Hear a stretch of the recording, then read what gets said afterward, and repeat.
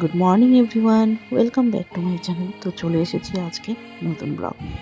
তো আজকে শুক্রবার, শুক্তো বানাবো, তো এই কারণে এখানে সমস্ত কিছু কেটে নিয়েছি। এখানে রয়েছে যে ওয়াশ, বেগুনগুলোকে আমি ভেজে তুলে নিচ্ছি, সজনা, কাঁচা কলা, গাজর, আলু, আর এখানে একটু লাউও নিয়েছি। সমস্ত কিছু আমি লম্বা লম্বা করে কেটে নিয়েছি। এখানে দেখুন ডালের বড়ি,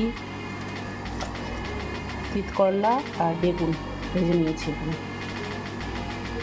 আর এখানে আমি একটু পাঁচফোড়ন আর জিরা ভেজে নিয়েছি, এটাকে আমি এখন গুঁড়ো করবো আমলে করে, গুঁড়ো করে তারপর এটা দিব।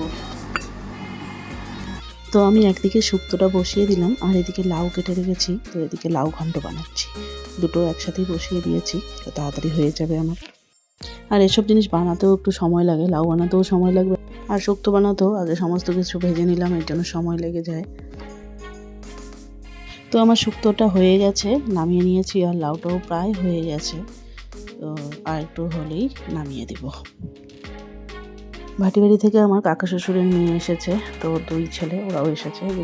তো ছোটো ভাগনা এখন খেলছে, আমি মেয়েকে রেডি করিয়ে দিয়েছি, এখন স্কুল পাঠাচ্ছি। মিস্টার রায় নিয়ে যাচ্ছে ওকে স্কুলে।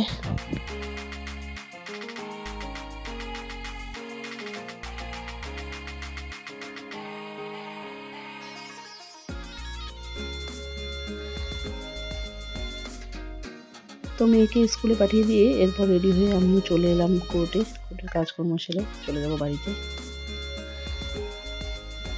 সন্ধ্যাবেলা মিস্টার রয় আর আমি একটু বের হলাম, চৈত্র সেলও পড়েছে আর কিছু কেনাকাটাও রয়েছে, তো বের হলাম দেখি কি কি সেল দিয়েছে।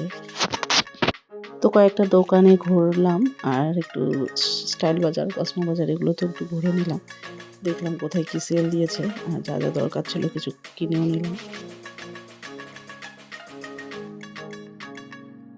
এরপর চলে গেলাম ওষুধের দোকানে, ওখান থেকে বাবার কিছু ওষুধ কেনার ছিল, তো বাবার ওষুধও কিনতে গেল, আমি বাইরে দাঁড়িয়ে রয়েছি। আমাদের সমস্ত ওষুধ তো আমরা দাবা ইন্ডিয়ার থেকে নিয়ে থাকি, তো ওখানে এসেছি। তো ওষুধ কেনা হয়ে গেছে, এখন আবার ফিরছি বাড়িতে। তো ব্লগটিও এখানেই শেষ করছি। ভালো লাগলে অবশ্যই লাইক, শেয়ার আর কমেন্ট করবেন, আর চ্যানেলটি সাবস্ক্রাইব করে পাশে থাকবেন।